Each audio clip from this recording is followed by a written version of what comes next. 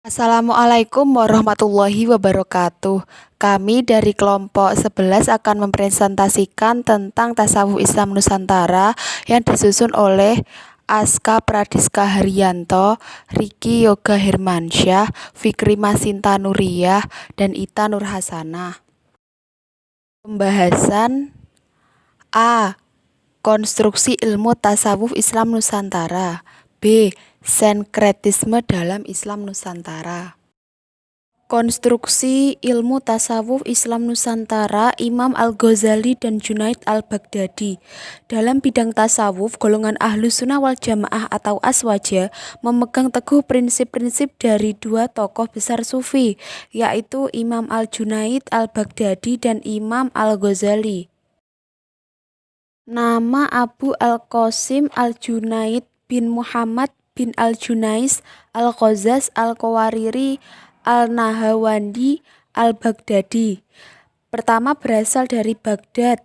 Diketahui wafat pada 297 Hijriah atau 910 Masehi.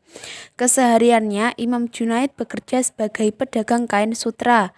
Mendapat kedalaman ilmu di bidang tasawuf dari gurunya, yaitu Sari bin Al-Mughallis Al-Sakoti, wafat pada 253 Hijriah atau 876 Masehi.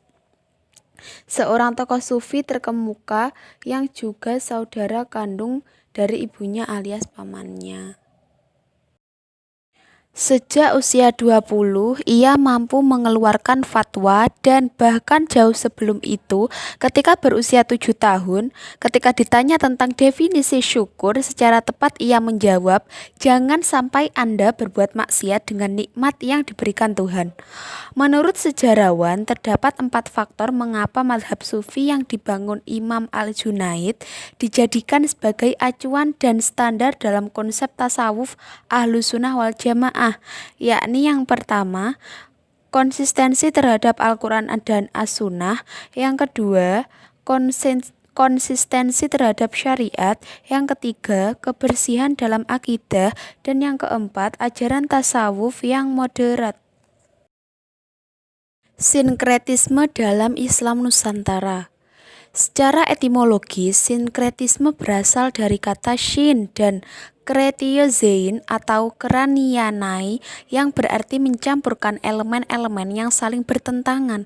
Adapun pengertiannya adalah suatu gerakan di bidang filsafat dan teologi untuk menghadirkan sikap kompromi pada hal yang agak berbeda dan bertentangan. Sedangkan yang dimaksud sinkretisme dalam beragama adalah suatu sikap atau pandangan yang tidak mempersoalkan murni atau tidaknya suatu agama. Oleh karena itu, mereka berusaha memadukan unsur-unsur yang baik dari berbagai agama yang tentu saja berbeda antara satu dengan yang lainnya dan dijadikannya sebagai satu aliran, sekte, dan bahkan agama.